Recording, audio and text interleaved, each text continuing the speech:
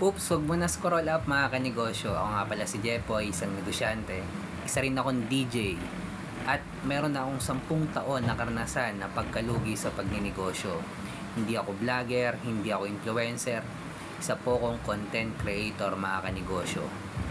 Naisipan ko lang yung lugaw mga kanegosyo kasi nagkikrave akong lugaw ngayon eh. Lalo na umuulan ngayon dito sa amin. Ang topic natin ngayon mga kanegosyo tungkol pa rin sa focus in one. Lugaw lang mga kanegosyo. Walang champurado, walang sopas, walang spaghetti, walang pansit. Lugaw lang. Ito muna kwento mga kanegosyo bago tayo magsimula. Way back after ng pandemic, nang nalugi yung sari-sari store ko. Kasi normally lahat ng negosyo, hindi naman siguro halos lahat na rin na malapit sa school is nalugi nung pandemic. Isa ako sa naapektuhan nun at isa rin ako sa nag-close na negosyo nun. Ang sunod kong na negosyo na nalugi din is yung barbecuehan mga kanegosyo. Eventually wala pa rin akong focus kasi ang dami kong tinda sa barbecue. Wala pong focus mga kanegosyo. Pag sinabing focus in one, barbecue lang, walang tenga, walang isaw, walang baga, walang balunan, barbecue lang mga kanegosyo. So wala pa rin akong focus nung kasi kailan ko ba natutunan yung focus? Siguro mga late na rin eh. Ganun talaga siguro sa pagninegosyo. Hindi mo matututunan lahat. Kaya sa mga nakapanood na itong video na to,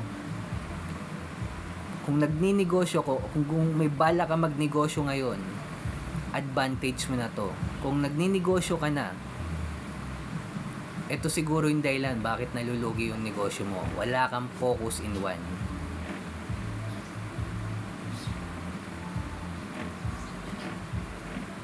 Mga kanegosyo, lugaw lang tinda mo. Mula simula hanggang i-scale up mo sa level 2 at mapapranchise mo yan. Halimbawa ng lugaw na pinapranchise, Lugaw Queen, hindi po to paid ads ha. Lugaw Queen na negosyo, lugaw lang tinda po mga kanegosyo.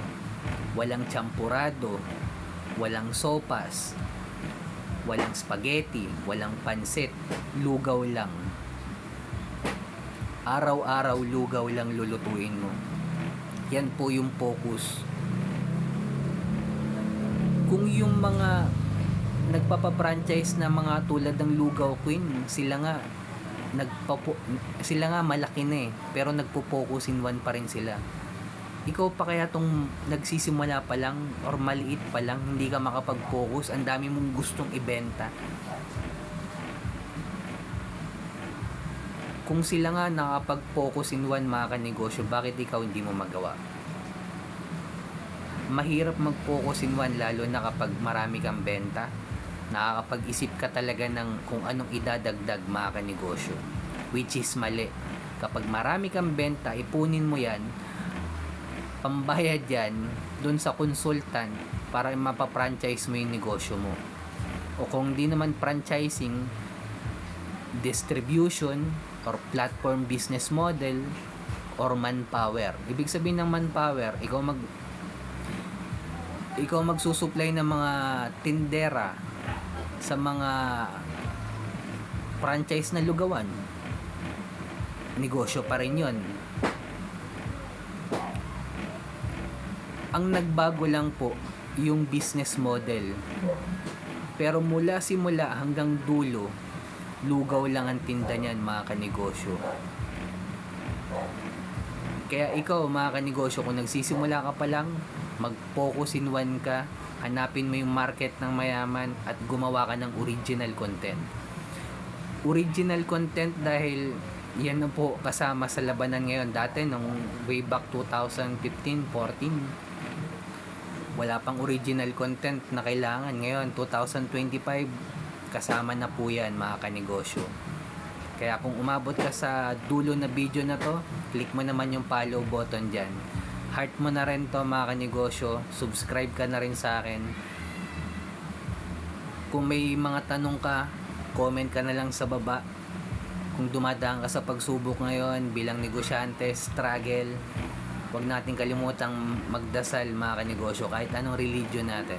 Ingat tayong lahat. Peace.